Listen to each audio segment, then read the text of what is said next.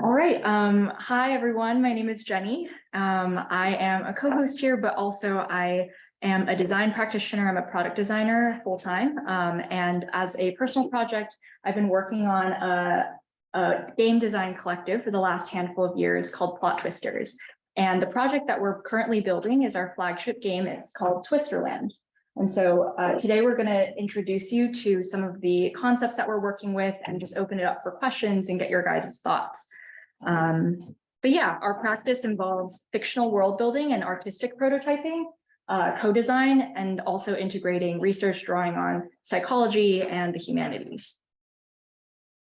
So when I started this project, I was really concerned in college with my own maybe inability to think for myself in some ways. I think that school and other institutions kind of have trained young people to kind of adhere to prescriptive ideals for their career, for what they define as success, what they define as well-being, and et cetera. And so this is kind of a central problem that young people are not asked often enough to reflect on their self-narratives and their own well-being and the roles they play in their communities. And I experienced this firsthand, and I know many people in my situation, especially people who have come from backgrounds or trauma exposures, they've found this process more challenging. So to basically nurture this critical thinking about one's own decision-making and self-concept and their positionality in school or their community or society, there's a big gap in this space. And a lot of ed tech, for example, kind of perpetuates the problem by not really giving agency to the students or young people to come to awareness of the paradigms they inhabit. This is oftentimes a very touchy or challenging subject.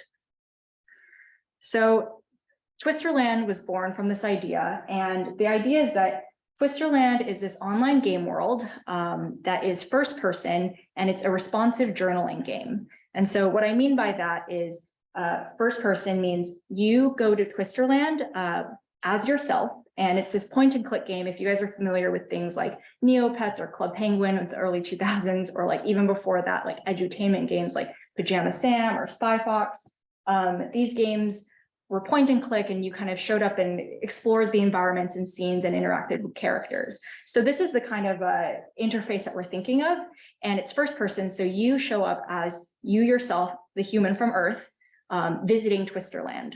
And the point is you interact with these characters and explore these different environments, and they adapt to you. So to reference an earlier talk by Brandon, there's a lot of co-interpretation going on with what you journal and how the game responds to you. And we also have a plot structure, so it's not just this kind of totally open world game, but there is a storyline, though many of the episodes around it, the side quests, the side explorations that you do can be generated by the game.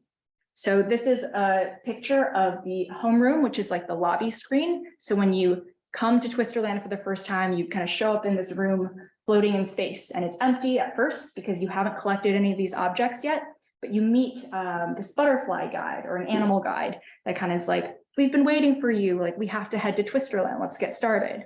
So this is the map of Twisterland that we have to date. There's about 10 regions, and each one is dedicated to a different category or topic of self-reflection and self-exploration. And so to just dive into it, how the game works is the player will kind of input an entry through either conversing with an animal character, playing a mini game in one of these spaces, or just through journaling prompts that kind of pop up in the game. And once they put in their input, their game, the game mechanics and algorithm analyzes the emotional dimensions of the input and doesn't necessarily predict or categorize or force normative interpretations, but just kind of shifts like the environment a little bit to kind of adjust to the magnitude or the valence of the things that they're experiencing. And it might take them to a new episode or scenario where it's a different location in the game, or the NPC suggests, hey, let's go to a cafe now. Or like maybe they recognize that you're working through something important. They're like, why don't we go sit in Pleasant Sound and just kind of enjoy the water for a bit? So basically, it's this immersive experience to kind of take you to these different places without totally interpreting or predicting what you're doing or experiencing. Then each new scenario kind of offers more relevant activities to give the player more opportunities to input what they're experiencing. And the user always has agency throughout this process to keep or change, is what we say, to basically update the game state and continue playing, or to stay in one location, or just leave the game. And the goal of Twisterland is to kind of encourage players to go back to Earth, right? So it's not this place we want people to dwell in forever, just like we don't want people to, be stuck in a journal forever. Twisterland is a place to go to kind of process things that you're working through that might be challenging, or plot twists in your life that you don't understand. And then once you're ready, you head back to Earth, you close your laptop, you turn off your phone. So this is a snapshot of just an idea, concept art of what the interface might look like. There's a little bit more about how the game world works. The weather is sensitive to the moods of the players. The plant life is different in each region, and also corresponds to different well-being needs. So like I said, different regions have different cultures or topics of reflection. And basically, like, everything's quite responsive to the player, and the characters are also. The unique thing about our NPCs is that they have their own unique backstories and different, trauma narratives, emotional personalities, etc. And so they're sensitive to the players, but they're also quite fixed in maybe their ways. So if you treat them rudely, or if you interact with them in a way they might not know how to handle, you might actually just receive that feedback. And we're trying to kind of model a more sensitive and nuanced approach to characters, rather than characters just always being supplicatory to the player's needs. So to give you a quick glimpse at some of the places, in the northwest of Twisterland is this place called the Town of Understanding. And this is kind of a rural village that's dedicated to gardening and farming. And they really care about the health of well-being plants. So well-being plants is a kind of phenomenon, a metaphor in our game. And you can go here if you're really trying to figure out strategies to take care of your needs. So for example, in the game, the need for community and connection might correspond with like a calla lily flower. And so you might go here and kind of walk through like a little patch of calla lily flowers. You might talk with your guide about it. You can play mini games where you're kind of watering the flowers or interacting with them in different ways. And those are all ways that you might self-reflect or journal. Another place is called the Pattern Mountains. So while the Town of Understanding, everyone's much more about understanding needs, they're probably more emotionally expressive. Pattern Mountains is all about reflecting and introspecting on one's past, present, and future narratives. So patterns or habits that we have that we're trying to understand better. So this is a place where mind mapping, thought mapping, this kind of journaling activity might be more common, and the residents, the animals here, are maybe more cerebral. And then lastly, the capital of Twisterland, we're calling Viewfinder Valley. And it's basically this urban metropolitan city with a hipster icebreaker district and attraction-filled perspective park. And there's parks and fun urban environments for you to kind of explore. There's mini games in it to reflect on things related to your own viewfinder and understanding your relationship with other people and perspectives and different social roles that you play. So Viewfinder Valley is specifically dedicated to this topic. So hopefully this gave you a little bit of a glimpse of what the imagination of Twisterland is like. And the goal of it really is to help basically make a lot of these ideas visible by contrast. So in our normal day-to-day, we don't necessarily have this kind of emotional literacy. We don't really talk about community care and how to process our emotions. And when we have stress, we're not, communing about it as much.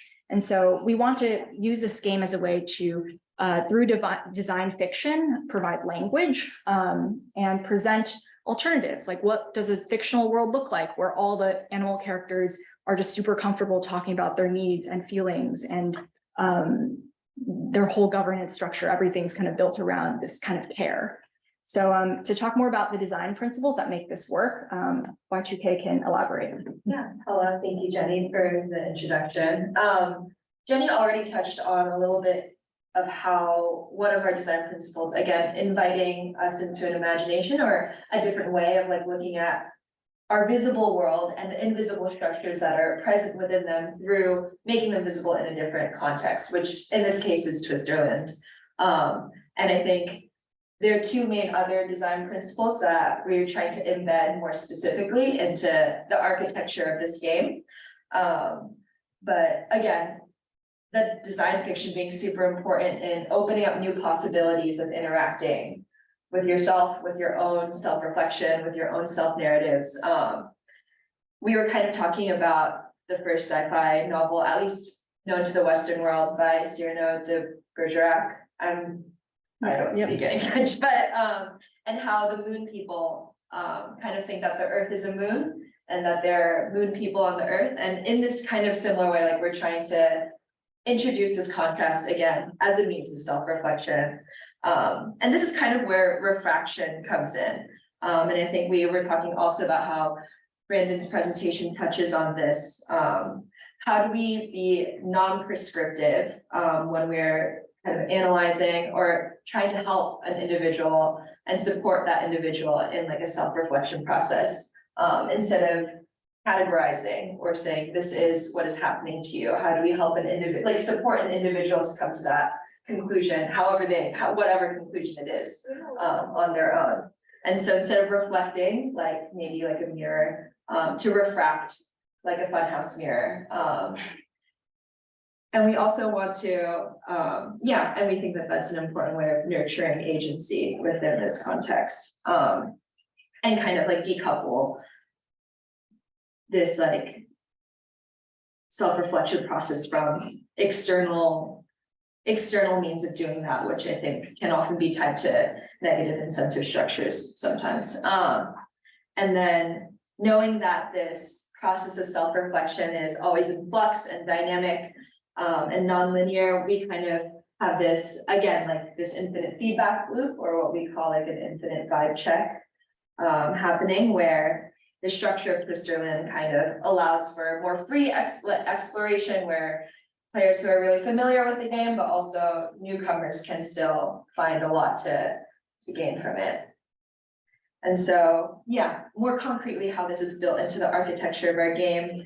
I kind of go back to what Jenny introduced, like what happens in like maybe a single episode, and yeah, go through this blueprint. So the infinite feedback loop is kind of represented in this cycle here, where we take player input and we kind of refract that through a large language model, which will parse the input of the player, whether that's through journaling inputs, mini games, etc., through an emotions model that we'll detail in the next slide a bit more.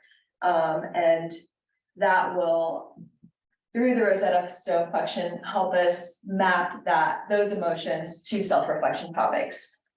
Again, something that we'll elaborate in the next slide. And through this process of like refraction, again, like generating the next episode and the next step in the game for the player to continue exploring this journey.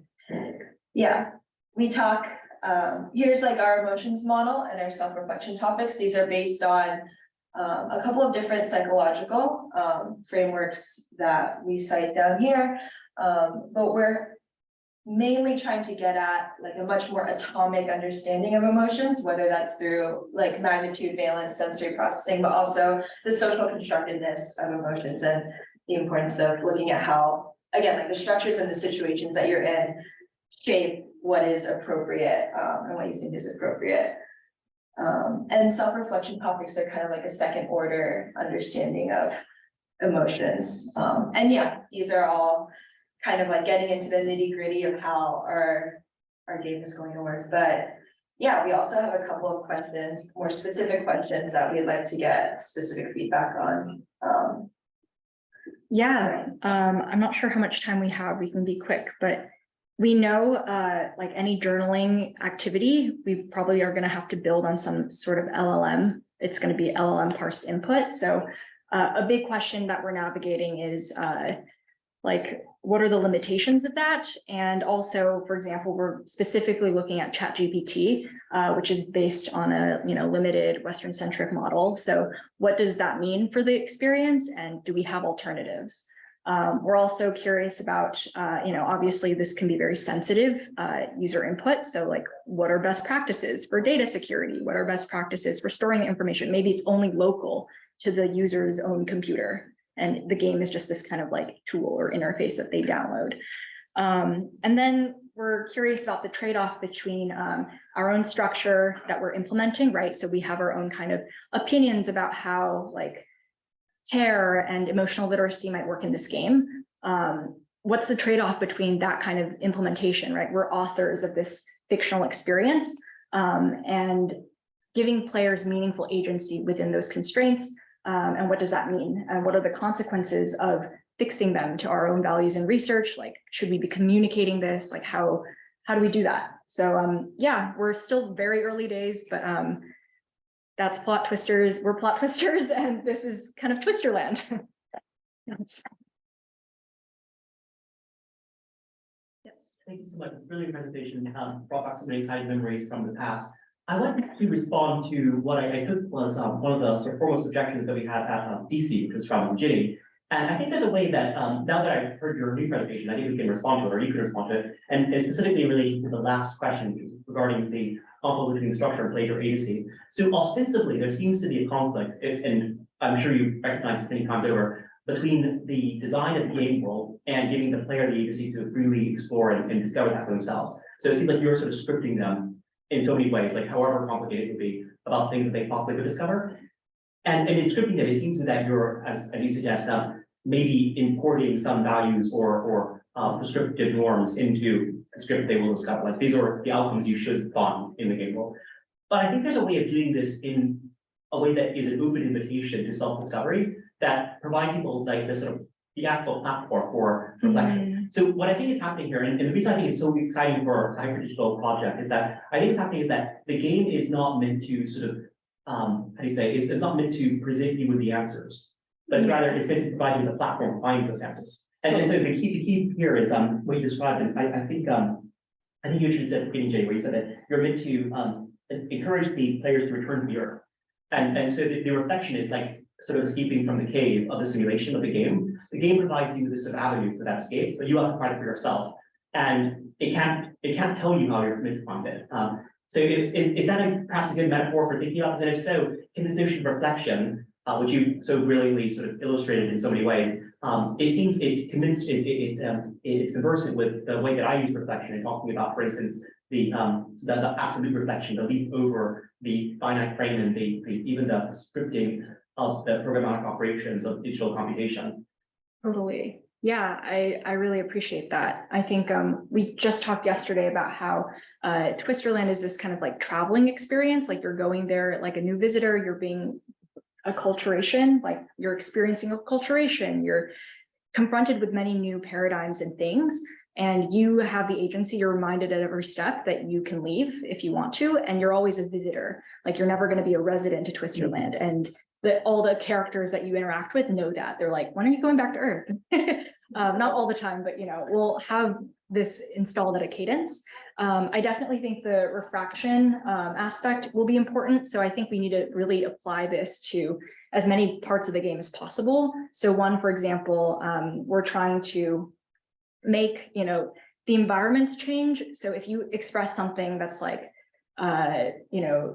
particularly like, I don't know, dark or sad or depressing, the weather might change to reflect that. Like, maybe the sky will turn subtly like more gray, and then like no questions are asked. Maybe the butterfly is like, do you want to go to a cafe now, or like should we lie like in the grass? And it's kind of like you're hanging out with a friend who's like just kind of getting to know you, and by way of kind of also getting to know the characters and the space, you're also getting to know yourself. So the kind of metaphor of traveling to a new place, like you learn more about yourself, you understand what you're like in these different contexts, I think can apply to this. And so yeah, another phrase we joke about is like prescriptive versus perturbative. Yeah. So I don't know if you want to expand. Yeah, or again, kind of going back to 60 theses, and how, or I think a theme that I was noticing a lot in your presentation earlier was the idea that like we kind of remove possibilities by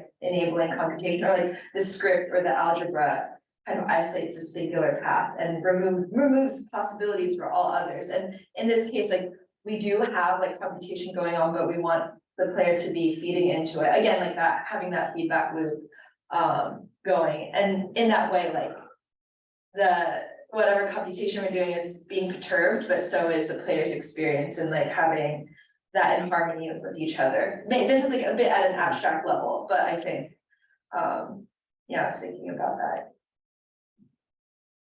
Yeah. Thank you for the presentation, it was amazing. I'm still curious about the graphic. Did you design the graphic yourself? Our Is there mastermind. any meaning behind every symbol, the mountains, the you're going to Yeah, green or blue or I think the colors were a bit of a, maybe a little bit more arbitrary, but yeah, like pattern mountains. I think part of it is the way I think is very visual, spatial. So I was thinking about, pattern mountains, we're reflecting on patterns in our life. And I was thinking about, connecting dots and like, there's through lines that kind of go through our self narratives. And so I wanted this like mountainscape with like these gondolas going through like all the mountains. And so one of the mini games I imagine, for example, is like as a player, you can ride one of the gondolas and kind of have this bird's eye view of the space. And you can kind of reflect on what pattern you're on, or like what habit you're meditating on right now.